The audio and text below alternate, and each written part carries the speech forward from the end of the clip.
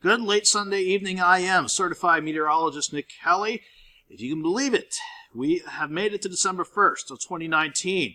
Hard to believe we start not only a new year, but a new decade in just about a month's time, so we better enjoy the last of the year and this decade while it's still with us. In the meantime, though, I just wish we could have enjoyed a lot more sun this holiday weekend. We had to deal with quite a bit of rain, not only on your Thanksgiving, but especially on Black Friday, even with a couple of thunderstorms on Black Friday, too. We kept things on a quiet note yesterday and today, but you can see from the skies up Indigo Sky Casino and Resort just outside of Seneca, Missouri, we had quite a bit of cloud cover to wrap up the holiday weekend. A few peaks of sun helped out at times, sure, but we also had quite the west and northwest wind to certainly make a difference in terms of temperatures. We went from a mild Saturday afternoon with highs peaking in the lower to middle 60s. We tanked into the mid-30s this morning, and all we could do was get afternoon highs back to about the 40-degree mark on average across the area. So thankfully, we can do nothing but warm up from there as we get the new work week ahead of us started. So we stay cool for your Monday, but skies will be mostly sunny, and we'll be back into the 40s. Certainly better than peaking at just 40 degrees around Joplin today. We stay partly sunny through Wednesday. Tuesday and Wednesday will be the partly sunny days, rather, as we turn chilly. That means highs at least back into the 50s. So we can at least look forward to that before we see rain chances set to return with our next wave, at least a wave, rather, that'll roll in by the time Thursday gets here. In the meantime, just before we hit the top of the 10 o'clock hour, the Cameron 7th and range line from the east side of Joplin still trying to dance around in the breeze a little bit, so we're still slowly but surely seeing that wind die down after it was rather in full force today. And again, certainly made a difference in temperatures. We only started out in the mid-30s, and all we could do was just top out at 40 degrees. Keep in mind, normally we should be topping out at 51, and our record high is 75.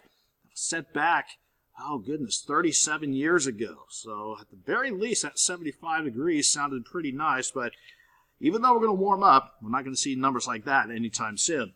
35 at last check at Joplin Regional with it feeling like 24.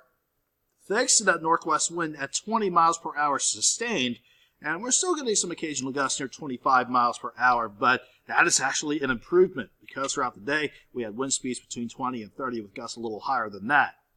Despite those winds, though, some of us on the Kansas and Oklahoma side did go into the lower 40s this afternoon, while most of southwest Missouri had to make do with generally upper 30s to about 40, 41 degrees.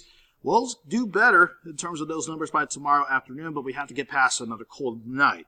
We are sitting, at last check, generally in the lower to middle 30s, and we'll continue to turn just a little bit more colder as not only the skies begin to break apart, at least cloud cover, but that breeze also begins to die down as well. Earlier today, it was between 15 to 25, gusts pushing to about 35, if not 40 miles per hour. Now we're seeing that breeze back off between 5 to 15, and some of us seeing the sustained wind speeds near 20 miles per hour. In general, though, the sky is going to turn partly cloudy, and the winds are going to continue to die off throughout the night.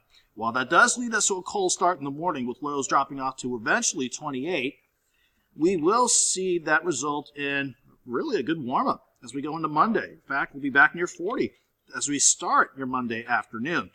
The Skywatch Storm Tracker is finally showing the back edge of the clouds beginning to think about clearing on out, and it's going to tail the backside of this storm system, the very same one that plagued us all holiday weekend long.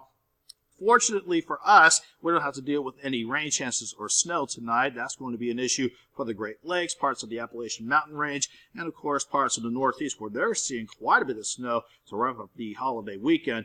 Behind this system, we have high pressure, weak but substantial enough to keep us mostly sunny for your Monday, and that's also helping to keep that northwest wind in place, leading to a cold start for your Monday.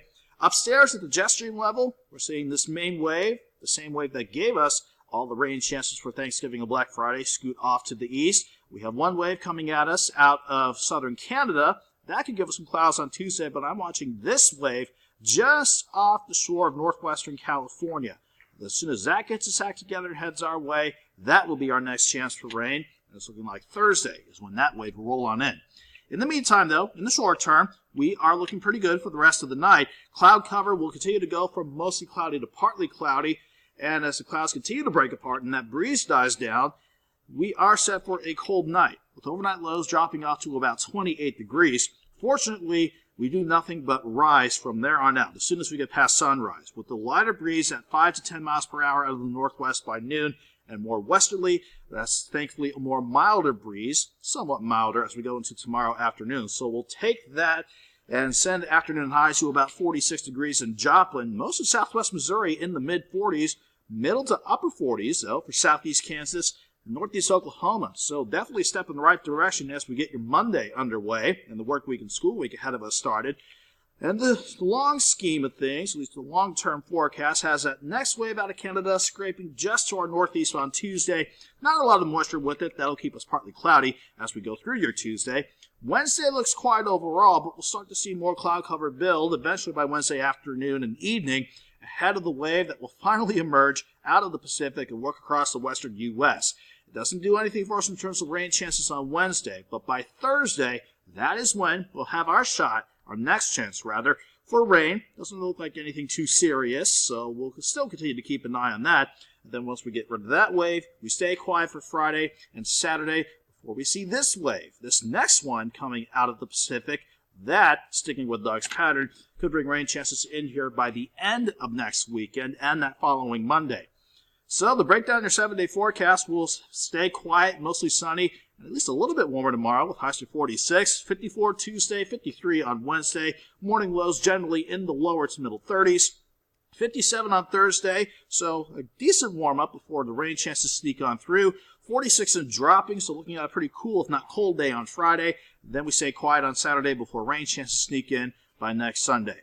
Have a good night. Have a great Monday.